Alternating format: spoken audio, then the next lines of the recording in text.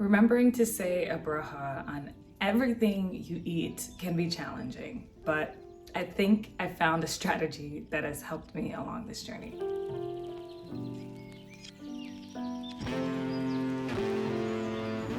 Shalom everyone, my name's S and I'm taking you on my conversion journey. If you aren't subscribed to my channel, make sure you subscribe so you don't miss out on any of my lovely videos on this wonderful spiritual journey that I am on.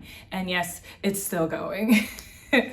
So for those of you who follow me on Patreon, you have been exclusively following my studies. Every time I go to my tutor, I realize there are things that I've either skipped around or I didn't add so much emphasis to. One of those things are bracha. I used to scarf down my food and I would only pray when everyone was together Sunday morning, Sunday dinner. Saying a bracha before and after you eat anything was a challenge. I haven't got it down perfectly yet, and I'm not too sure when that will happen, but I've significantly improved throughout the past few months. It's something that I didn't add so much emphasis to. I was mainly focusing on my studies on Shabbat and Kashrut, but to say a blessing every time I ate something was a little absurd in my mind.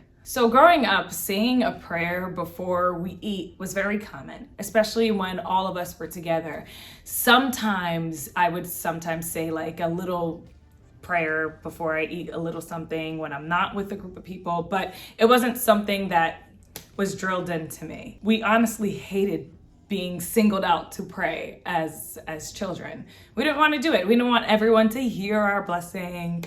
We didn't want people to make fun of us. It's just a big mountain of insecurities. So now we enter Judaism, where there are rules for everything. And I didn't tackle saying blessings after or before I ate until I understood it. So I wrote down a few things. If anybody is kind of struggling with this, I think I figured it out, maybe. Very lightly figured it out.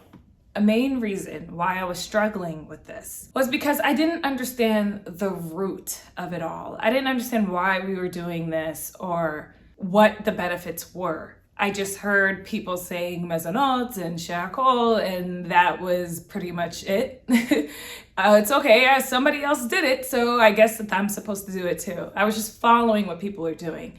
Now I have a much more spiritual connection to food. So here are my tips if you're trying to really get it down, get these blessings down. And like I said, it's something that's gonna take time because I still sometimes would eat something and I'm like, yeah, I forgot to say a blessing. And there's laws for that too. So let's get into my first tip. One of the first things I did was I got a tutor. Well, I guess step number one is gonna come with two steps actually. I got a tutor mainly because I wanted to magnify my areas, my weak areas. And I wanted her to tell me exactly what I needed to work on. Very, very detailed. If you're converting, you probably don't have to do this, but I'm doing an Orthodox conversion. It's very serious. I want to make sure I go into this educated. My tutor was able to point out to me that I had a weakness in my bracha. And I was just like, what do you mean? I knew exactly what she was talking about. Saying blessings to me wasn't something that I was familiar with doing. And her being able to point that out, it really was a little embarrassing for me to be this far in my journey and for me to not have blessings down. It's a little embarrassing. But like I said, we're all learning. Converting is a lot, and there's always something new and always areas you can improve on. So I decided to go on aish.com and take their bracha course. And I'm still currently taking it, but so far I'm only up to, I think, chapter 15. And I have so much knowledge on each blessing, how to say it, why we say it, when to say it, when not to say it. Saying a blessing on food is a serious thing. You have to understand that everything we eat comes from Hashem. We didn't make it ourselves. And the way I eat now has drastically changed. I'm not just chugging down a coffee and like eating my eggs in the morning, rushing to get out the door. I'm actually saying shehakol, saying whatever the proper blessing for whatever I'm eating, because I didn't provide this for myself. Hashem did. And it gives you, you're eating with intent now. You're eating with a purpose, and you're giving thanks to Hashem for allowing you to even have this food on your plate. And it's important to understand everything you put in your mouth is because of Hashem. It's not because of you. And it really wakes you up. It brings you back to the reality like, oh my gosh, nothing is permanent. Nothing is here for us. Nothing. We need to give thanks. And what's a better way to do that than by showing appreciation for the food we eat? So I advise you guys, everyone, go on h.com and learn all these blessings. They're all out of order. I don't know if it's because of me or my computer, but you gotta just type in bracha and search, and they're all numbered. I would say start with one and go to the very end. You want to make sure you have a good foundation of knowledge. This is its own identity. This whole section of Judaism is a separate beast. And if you want to master it and obsess over it like I am right now, don't obsess, but just it's good to be knowledgeable on it. So tip number 2, I would say you have to make a promise to yourself that you want to do this. You can very easily step away from this and just not prioritize it as much as other things in Judaism. I remember I went to a Shabbat once, and one of the families were like, I'm not good at bracha. I'm not good at saying my brachots. It is what it is. And everybody's different. Everybody has their level of weakness. I'm not judging everybody. Judaism is hard. But you should make an effort. So make a promise to yourself. Like my promise to myself was, I want to make sure that at least for everything that I eat, I say something.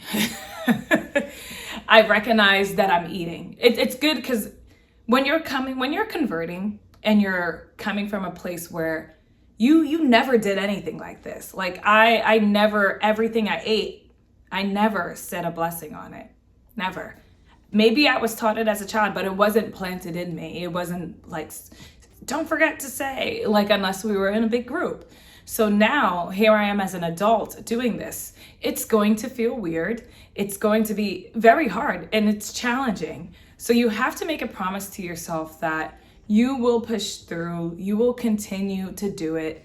And with practice, it'll get easier and easier. And then next thing you know, it's just, you're on autopilot doing this. So I'm not on autopilot yet. I'm still kind of like dragging my feet. But like I said before, the way I eat has transformed. And it's because I'm eating with intent now. So make a promise to yourself that you're going to try hard every day and do it every day, because we eat every day. Every day. So my next tip is to create reminders. When I wake up in the morning, I wash, I say Modesty, I go to the bathroom, I say Asher Yasar, and I go back into my room, and I usually have a tall glass of water. And I usually would just say Shehakol on that. And the reason I remember to do that is because I put a nice little label on it to remind me until I just remember myself. So for work, I pack my food and I label things. I label everything. Like I said, I'm a crazy person, but you don't have to do this. It's just a way to just implement it in your mind. And I'm curious to know how they do this with kids. If you guys know how they do this with kids, comment down below and let me know, because I would like to do what these kids are doing. Because as an adult, this is hard. So every time I go to grab a piece of food, I make sure I see the label so I remember the blessing, proper blessing for it. I haven't gone crazy and did it in my kitchen yet. I think that's a little extreme. But when I step out the house, I try my best to really recite the blessings, because who knows if you're gonna come back home that day. I don't know. That's just how my mind works. I just want to give thanks, say thanks. No moment is guaranteed, no moment is promised. A lot of things are happening in this world, and it's just important to show gratitude. So if reminders are your thing, put it in your phone if you need to. Put a reminder in your fridge, on foods, everything. Just make sure it's there so you are actively doing the act of saying the blessing, which is great practice. But don't make a blessing in vain. Make sure your intent is correct. So I think my last tip for this is to not be so obsessive over it. Even though you have to say chamotzi and then birkat hamazon, al hakmikia, or bare nefashos, it can get very obsessive. And I saw myself getting obsessed very early, and I needed to just stop and just be like, I'm only human. And I'm still relatively new to this. And it's going to take some time. Even people who were born Jewish have trouble with this. I think as long as you just practice every day for the rest of your life, it'll just be natural. And that's what I'm looking for. I'm looking for things to just feel natural and not just me practicing. I haven't gotten there yet with bracha, but I've gotten there with other things, like certain things on Shabbat. Even lighting my candles feels organic now. It's not like, I forgot to do this. Like, I just know that I have to light candles. But I think with everything in Judaism, practice is what's gonna get you through this. So I hope this helped you guys a bit. Don't over obsess. Practice, and just eat with intent. I wanted to let you guys know that I am starting my own conversion coaching. So this is something relatively new. I have been working with other converts like myself that are going through the process that lack that emotional support, emotional guidance that a lot of us don't get on our conversion journey. Most of us are alone, or most of us don't have a spouse or someone to really lean on during this time. This is a life-changing thing that we're doing.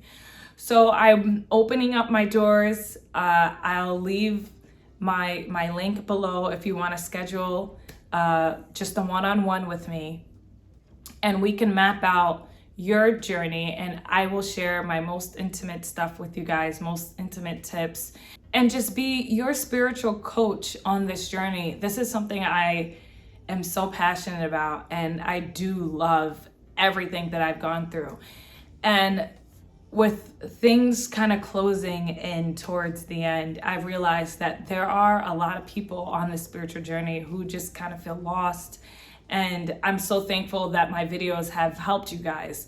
All I want to do is just help. So I will leave a link below where you guys can contact me. I know a lot of you guys email me. I try to respond back to everyone, but I think this is a more professional, organized way to do it. So I'll leave the link below.